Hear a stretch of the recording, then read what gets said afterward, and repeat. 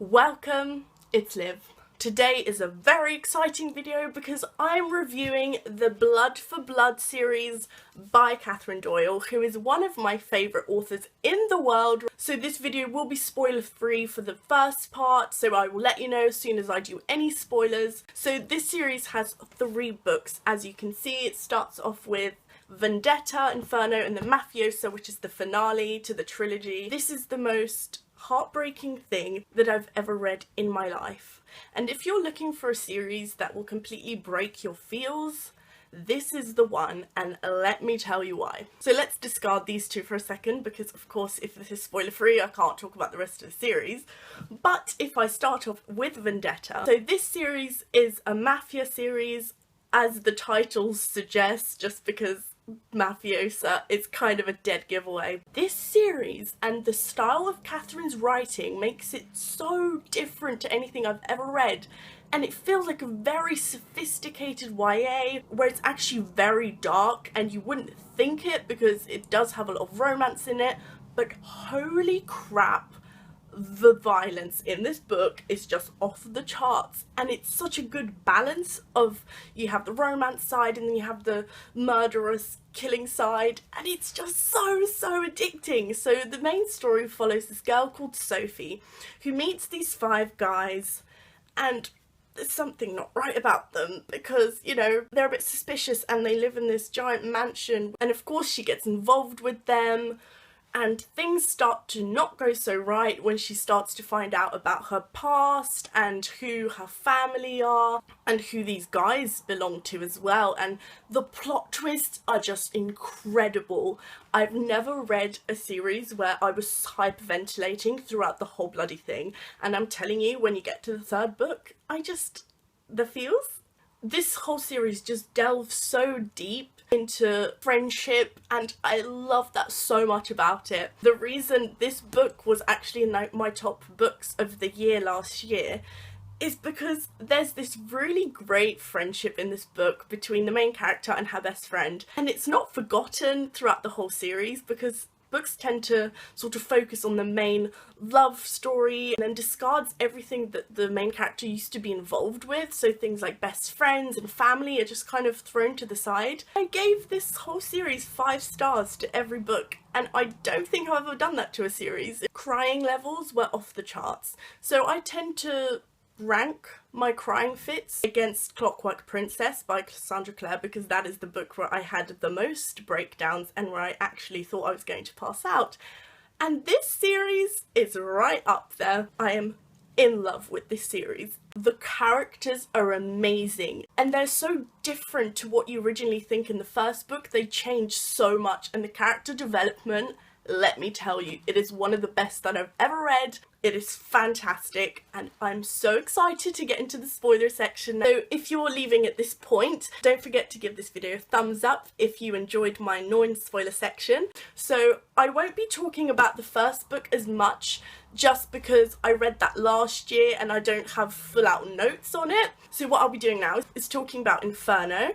However, if you want a Mafiosa review, which is the 3rd book, I'll write in the description below at what time I start talking about Mafiosa. If you haven't read Inferno, please depart ways with me now because you don't want to be spoiled on this book. So let's begin. So this book starts off in the hospital where Sophie's just been put in, and my favourite thing about this start is that Sophie pushes Nick away. You get so many YA series where the main character just forgives. Let's put Twilight into this conversation for 1 second. Now, little disclaimer, I love Twilight, don't get me wrong, but Bella completely just forgives everything. You know, these crazy vampires just put her life in danger. She nearly died, but she becomes so obsessed with Edward she can't let him go. But here, Sophie is just so badass. She realises that Nick is bad news.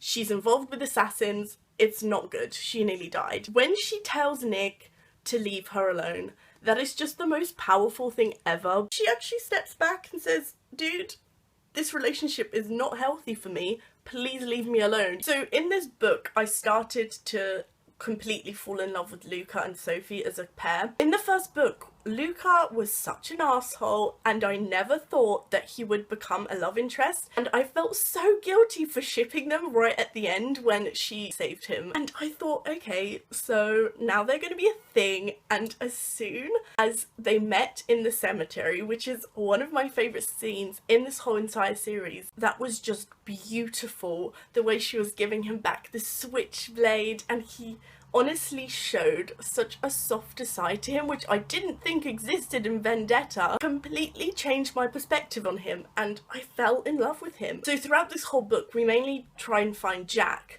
and when Sophie goes to see him in the club,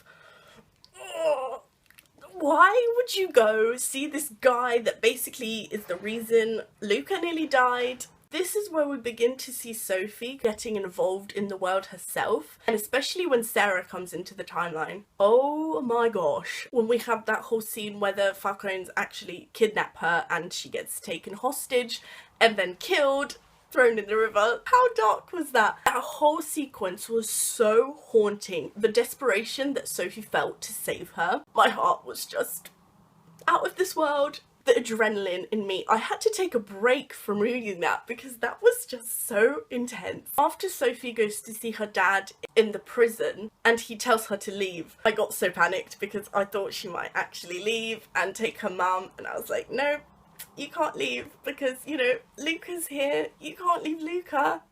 And then Luca comes to the prison and they just have the best lines together. They're really funny and deep at the same time, and I love how smart Luca is. So that whole scene when he takes her home and he gives her the flowers, oh my gosh, I wanted to just cry out of joy, and I don't normally do that, so you know, this book broke me. So I think the main part about this book was, of course, the plot twist about how Sophie is a Merino. Whoa! I don't really want to say it was unexpected because realistically I feel like Sophie had to be involved in the Mafia families somehow, because otherwise it wouldn't make sense for Jack to be so involved with them. But holy crap, when it was said that Jack and Sophie's dad are the missing twins, that was just completely crazy, and I never saw that coming. So the whole part about the fire was just so emotional,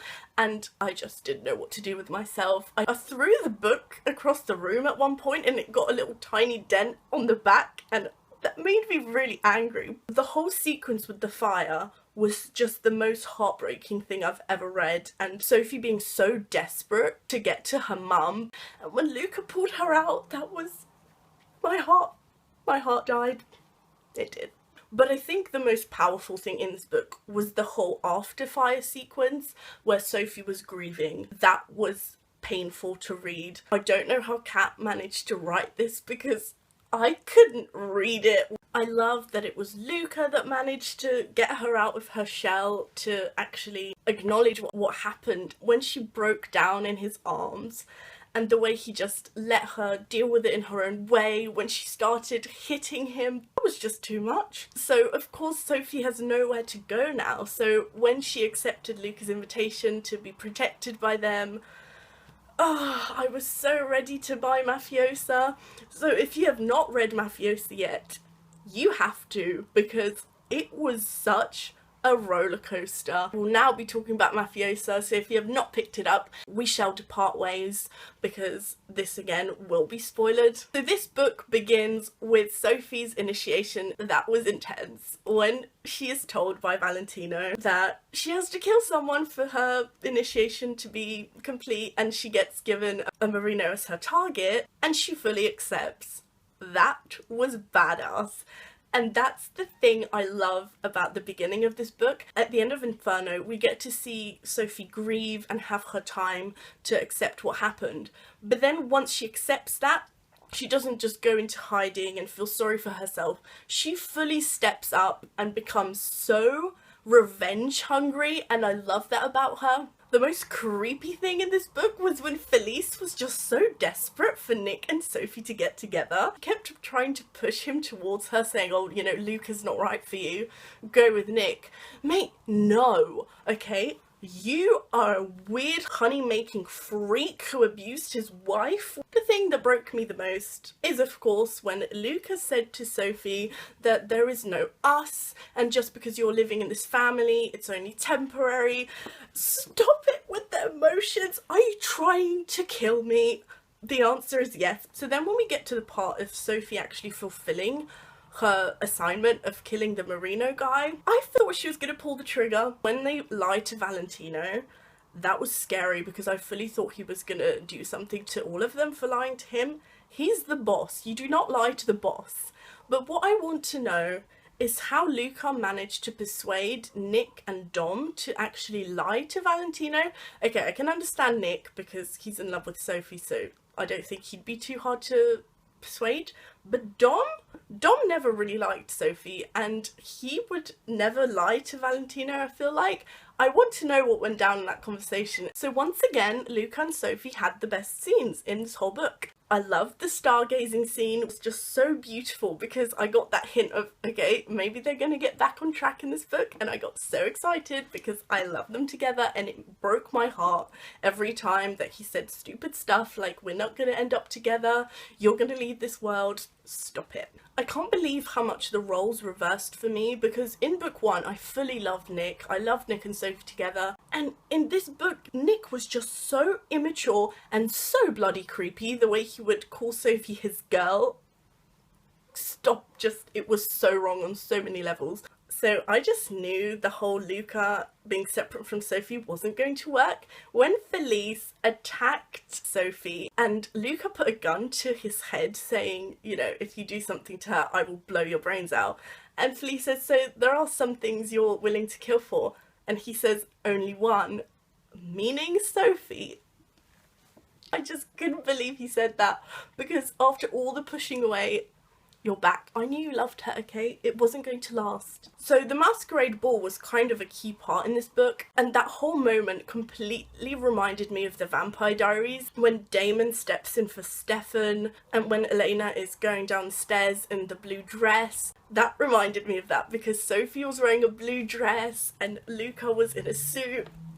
It was beautiful. So then after everything goes crazy and people start shooting the place, that was deep. Luca just was amazing in that whole sequence, trying so hard to protect Sophie from getting away from the cops. When he called her his girlfriend to the police officer, I thought, I know you're just play acting for the police person.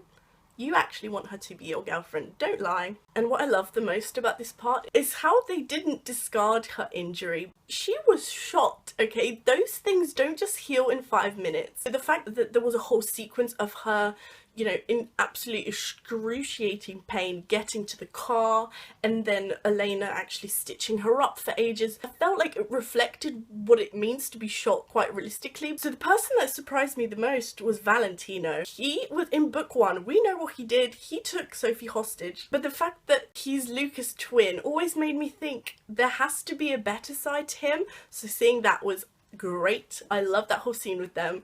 And when he died, I had the biggest fit in the world. It was so sad because we just got to know him so much better. So when Luca was the boss, it was heartbreaking to read because we know he didn't want to be in this family. So for him to go through that, my heart was just full of feels at that moment. So then we get to the main part of the book when they actually plan to ambush the Merinos. When Dom said that Luca is sacrificing himself for this cause, if Luca had tried to sacrifice himself and didn't try to get out of this alive, I swear to God I would have walked into the book and beat him senseless. So when they actually go to the Merino house and the blade sliced Luca's arm, I shot up. I fully shot up and had to read standing up because I couldn't deal with it. I was pacing and reading and freaking out at the same time. And I love Sophie in that whole scene because she was just so badass, and I thought, yes, that's the Sophie we love. So when Sophie goes into assassin mode and shoots Felice, that was just amazing. The thing that really broke me was when Nick shot Michael and then Lucas starts attacking him saying he's an idiot, why did you do it? That was a lot of feels because I didn't really like Michael. Of course, he lied to everyone about his whole life, but that tiny moment that we got with him and Sophie actually connecting again, just for Nick to shoot him, what do you mean? So after that, I feel like Luca completely lost a part of himself. And it was scary to see. The character development is incredible. The courage for Sophie to walk away from that life was so powerful, but heartbreaking at the same time. Let's not forget, I was crying the last 50 pages like a 5-year-old. And the thing that broke me the most was that Luca was crying too, and I don't know how I made it through that scene. So the whole ending of this book was just so fast paced, and the fact that we got the whole ending in a newspaper clipping, as much as I love and appreciate the fact that Sophie managed to leave the life, I wish that she went to the boat party and we got to see it through her eyes, because just reading on the newspaper that, you know, the Marinos started shooting and then Elena and Dom died, let's not. I wish that we got to see that through her eyes, and I also wish that we got to see Luca's reaction to it, because he just lost his mum and his brother, and I wanted to know how he dealt with it, but we didn't get that in the epilogue. But overall, just the ending was beautiful, how Luca left the assassin life for Sophie and they're going to try and have a normal life. I still wish that we would have gotten a scene with them going back to Chicago, actually seeing the family, because of course we know Nick is head of the Falcone family now, so how's that gonna work? I want to know who the underboss is and all of that stuff. So those are little things that I think could have been tied up a little bit better, but overall just this book was incredible. The development we got from the characters and the fact that Evelina is alive was such a cute moment, how Luca actually saw her and got so excited. So I hope you enjoyed my discussion of this book. Don't forget to give this video a thumbs up and subscribe to my channel, and I'll see you next time. Bye!